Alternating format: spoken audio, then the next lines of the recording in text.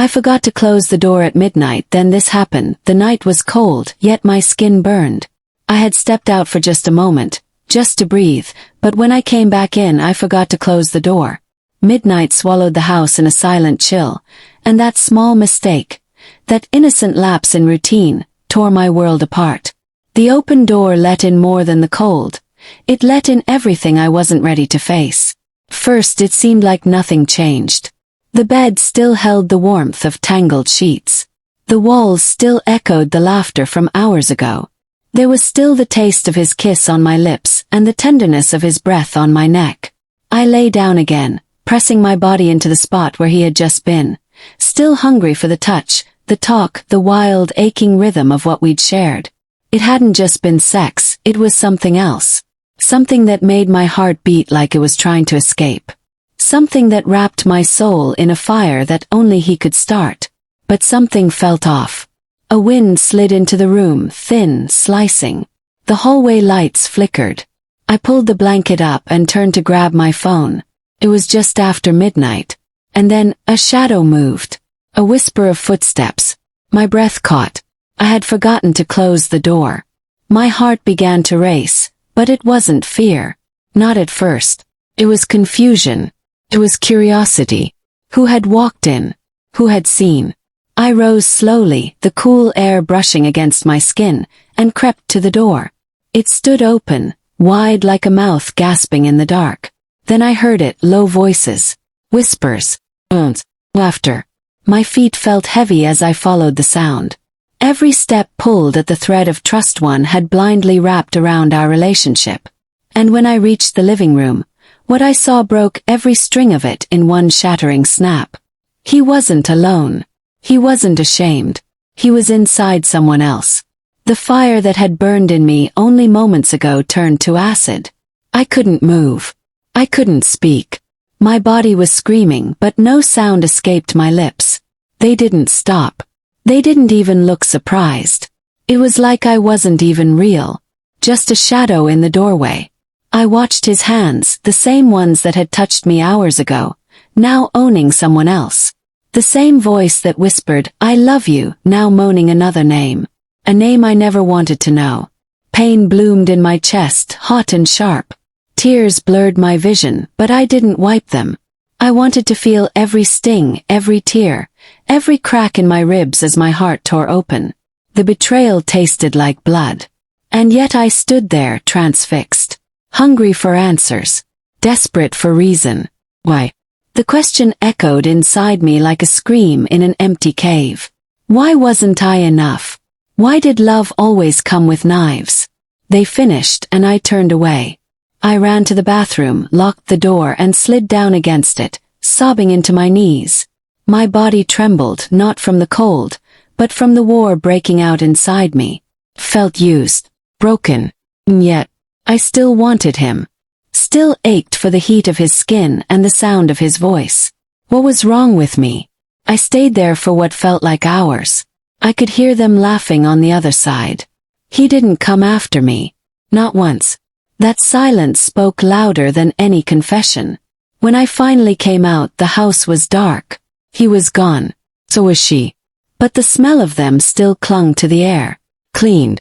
I wiped every surface like I could erase the memory. But I couldn't. The sheets were soaked in betrayal. The couch stained with heartbreak. Every corner of the house whispered things I didn't want to remember. I didn't eat.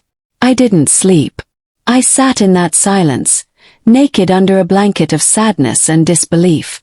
But then something inside me snapped. A whisper from the part of me that still had fight left. A fire sparked again. Not from love but from rage. From hunger. I wanted answers. I wanted to face him. I wanted to hear his lies and watch them crumble. The next day, I dressed in the red dress he used to love. The one that clung to every curve like a second skin.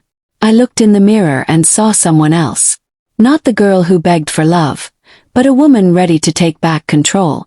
When he walked in later that night, pretending nothing happened, I greeted him with a kiss. Low. Dangerous. He didn't suspect anything. I led him to the bed again. My hands explored his body not with desire, but with knowledge. I knew now. I knew every move, every sound. And as we moved together, I didn't moan out of pleasure. I moaned to cover the pain, to silence the screams in my head. His breath was hot against my ear. His fingers were fire on my skin. But I didn't melt this time. I burned. The sex was fierce, hungry, rough. He thought it was passion. But for me it was war. I wanted him to feel everything I was feeling. The confusion, the violence of betrayal. When he finished, breathless and shaking, I looked him in the eyes and smiled. "I saw you," I whispered. His face changed. Color drained. And for the first time I saw fear. He tried to deny it. Light. Stumbled. But I didn't let him speak. My voice rose. Not in anger but in pain. "I saw what you did. And I still let you inside me." He cried. He actually cried. But I didn't. Not anymore. He cried, but his tears meant nothing now. They fell like raindrops on a battlefield, too late to stop the war already raging. I watched him break, not with sympathy, but with a cold realization that the man I once craved, kissed, loved, was nothing but a mask. And I had kissed the mask, not the man. His voice trembled with apologies. They fell from his mouth like shattered glass, cutting deeper with every syllable. "It meant nothing," he whispered. "It was a mistake." But I didn't flinch. I didn't scream. I simply stood there, naked, bruised from passion turned punishment, and stared into the eyes of the man who shattered me. "You didn't just cheat on me," I said quietly. "You murdered something inside me." He stepped forward. I stepped back. And so began the real fight. Not one of fists, but of truths. I asked him how long. He lied. I asked him if it was only once. He lied again. But the truth dripped through the cracks in his voice. It was never just once. It was never just her. It was every moment he touched me while thinking of someone else. Every kiss we shared when he had already left me behind. Every "I love you." That was a rehearsed line in a play he never meant to perform honestly. I wanted to hit him.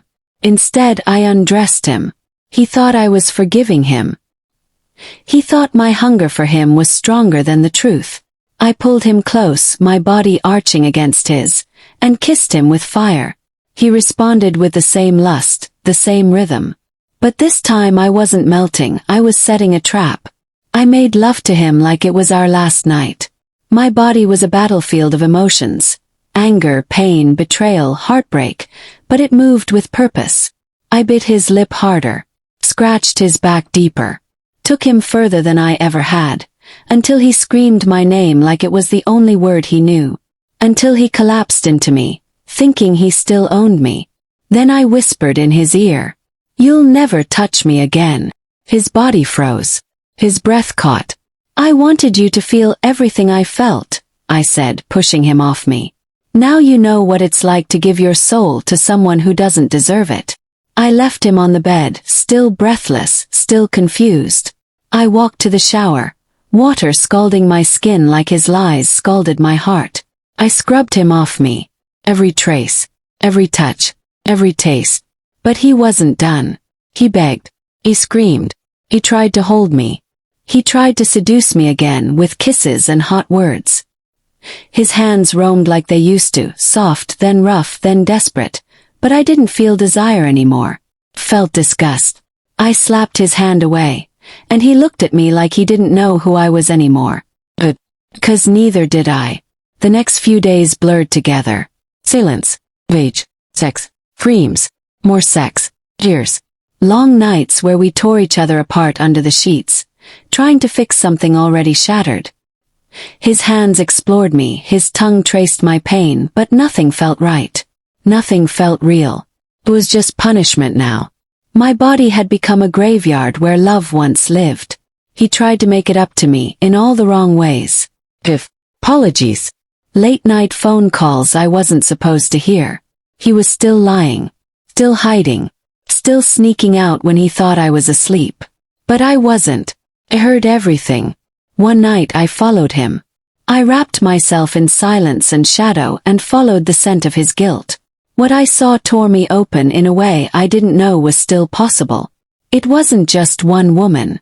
It was two. And they weren't strangers. They were my friends, my sisters, the ones who held me when I cried, the ones who told me he was lucky to have me, the ones who knew everything and wanted him anyway. I didn't confront them. Not yet. I walked back home slowly, every step carving a deeper scar into my chest. I poured myself a drink, then another. Then I danced in the living room with nothing but heartbreak on my skin. I laughed, cried. I screamed into the darkness. And then I wrote a letter. Not to him. To myself. Promise. Wow. That I would never beg again. That I would never lower myself for love that didn't feed me. That I would never allow my body to be a battlefield for someone else's war. He came home that night smelling of sex and lies. He tried to touch me. I didn't stop him. But this time, I turned the pain into power. We made love again, but it wasn't love. It was revenge. I rode him like he was a storm I needed to break. My moans weren't for pleasure. They were to drown out his voice. My nails dug into his skin to leave scars he couldn't hide. When he came, I whispered, "This is the last time." He laughed, thinking I was joking. But when he woke up, I was gone. Everything I owned gone. I left the house empty. But I wasn't. I was full. Full of fire. Full of truth. Full of hunger for something more. I moved to a new city. Started a new life. A life where no one knew the broken girl behind the smile. A life where I didn't flinch at every touch. Where I kissed someone new without tasting betrayal on my tongue. It wasn't easy. There were nights I cried myself to sleep. Nights I replayed everything. Nights where I felt small again. But I kept going. I wrote. I healed. I learned to love myself. I gave myself the kisses he never did. The love he withheld. The softness he didn't think I deserved. One day I got a message. From him. "I miss you. Please come back." I didn't respond. Another message. "I made a mistake. I'll do anything." Still nothing. Then a photo. He was alone. Miserable. Broken. Just like he left me. But I didn't feel joy. I didn't feel pain. Felt peace.